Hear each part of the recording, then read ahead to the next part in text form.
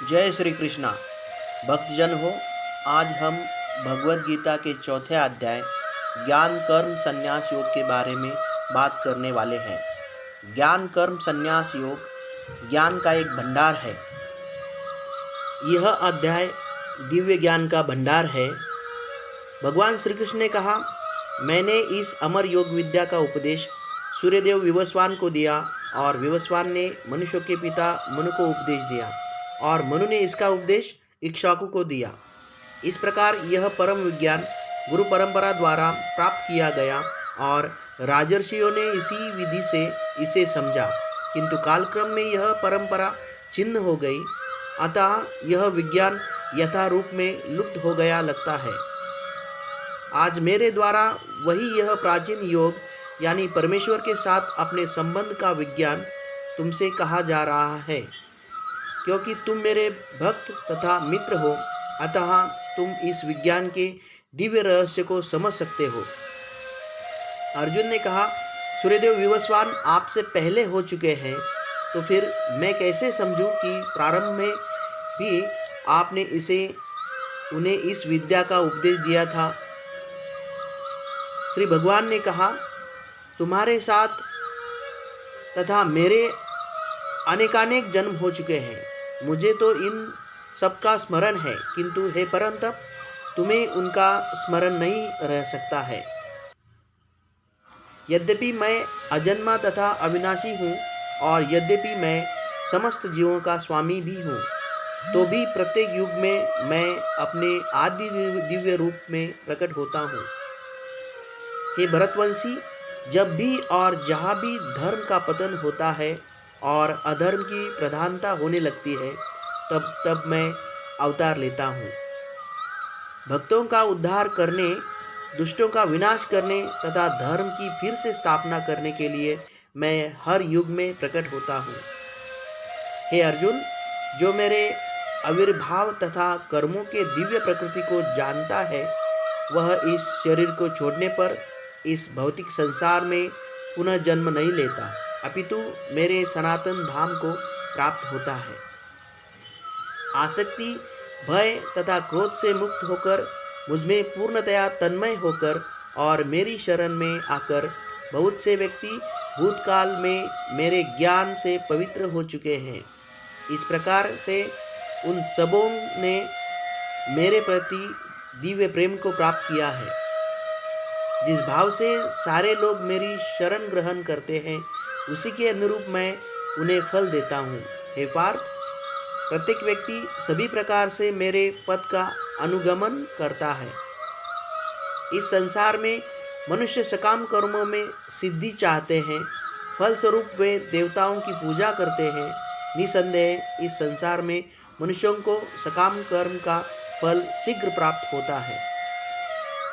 प्रकृति के तीनों गुणों और उनके संबंध कर्म के अनुसार मेरे द्वारा मानव समाज के 4 विभाग रचे गए हैं।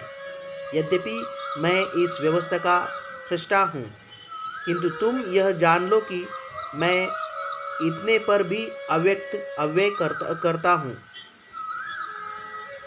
मुझ पर किसी कर्म का प्रभाव नहीं पड़ता, न ही मैं कर्मफल की वासना करता हूँ।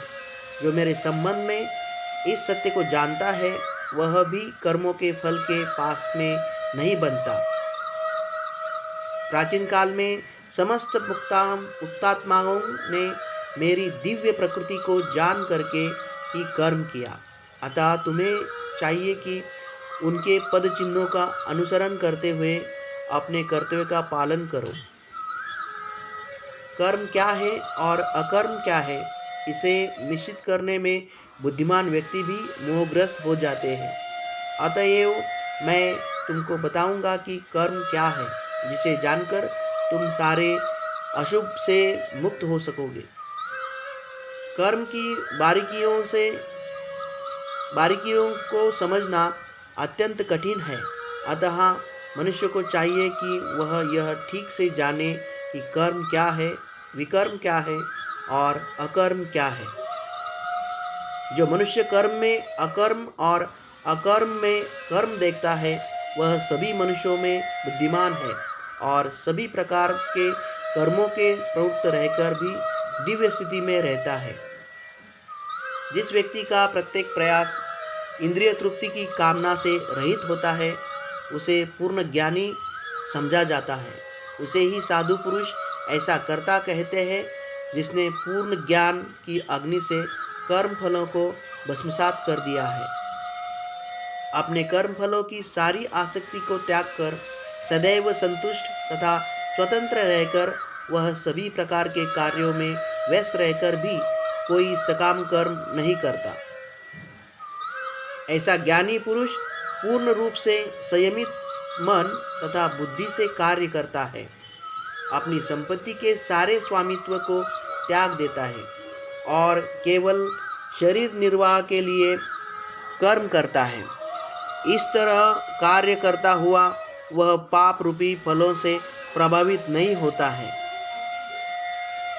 जो स्वतः होने वाले लाभ से संतुष्ट रहता है, जो द्वंद्व से मुक्त है और ईर्ष्या नहीं करता, जो सफलता तथा असफलता दोनों में स्थिर रहता है, वह कर्म करता हुआ भी कभी बनता नहीं। जो पुरुष प्रकृति के गुणों के प्रति अनासक्त है और जो दिव्य ज्ञान में पूर्णतया स्थित है, उसके सारे कर्म ब्रह्म में लीन हो जाते हैं। जो व्यक्ति कृष्ण भावनामृत में पूर्णतया लीन रहता है, उसे अपने आध्यात्मिक कर्मों के योगदान के कारण अवश्य ही भगवत धाम की प्राप्ति होती है, क्योंकि उसमें हवन आध्यात्मिक होता है और हवि भी आध्यात्मिक होती है। कुछ योगी विभिन्न प्रकार के यज्ञों द्वारा देवताओं को भी भली भांति पूजा करते हैं और कुछ परब्रह्म रूपी अग्नि में आहुति डालते हैं। इनमें से कुछ श्रावणादि क्रियाओं तथा इंद्रियों को मन की नियंत्रण रूपी अग्नि में स्वाहा कर देते हैं, तो दूसरे लोग इंद्रिया विषयों को इंद्रियों की अग्नि में स्वाहा कर देते हैं। दूसरे जो मन तथा इंद्रियों को वश में करके आत्म साक्षात्कार करना चाहते हैं, संपूर्ण इंद्रियों तथा प्राणवायु के कार्यों को संयमित मन रूपी अग्नि में आहुति कर देते हैं।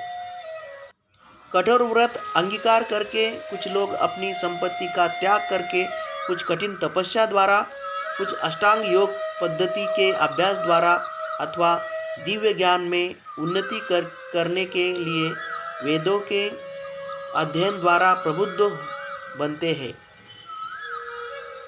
अन्य लोग भी हैं जो समाधि में रहने के लिए श्वास को रोके रहते हैं।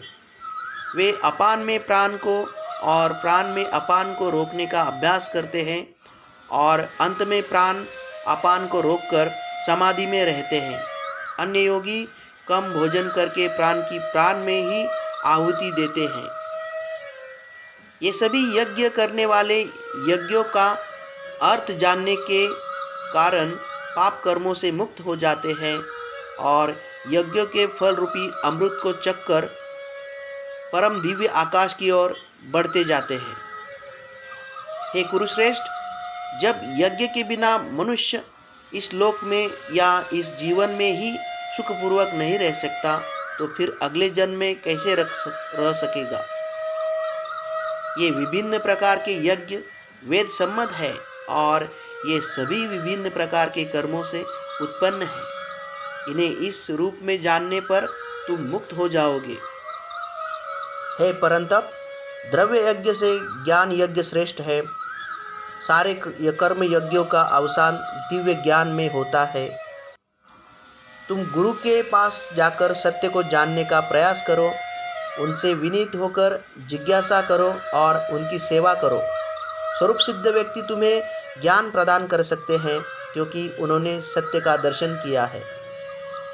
स्वरूप सिद्ध व्यक्ति से वास्तविक ज्ञान प्राप्त कर चुकने पर तुम पुनः कभी ऐसे मोह को प्राप्त नहीं होगे, क्योंकि इस ज्ञान के द्वारा तुम देख सकोगे कि सभी जीव परमात्मा के अंश स्वरूप है, अर्थात वे सब मेरे हैं।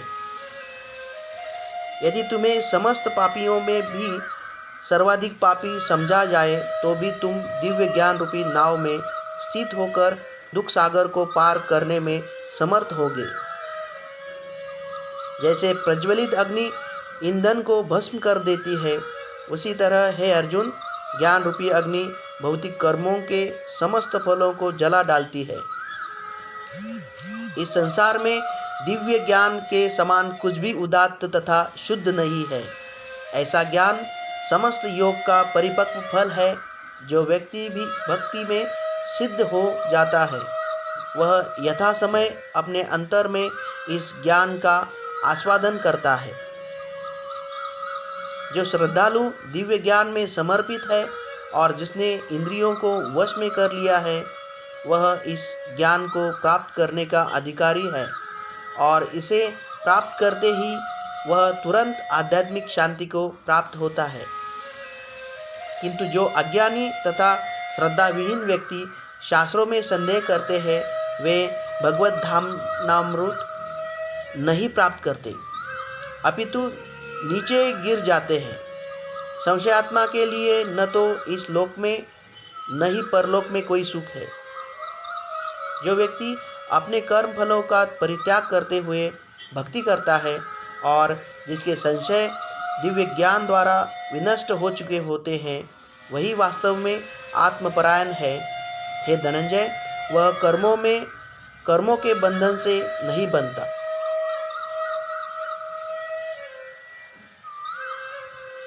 अतः तुम्हारे हृदय में अज्ञान के कारण जो संशय उत्पन्न हुए हैं, उन्हें ज्ञान रूपी शस्त्र से काट डालो।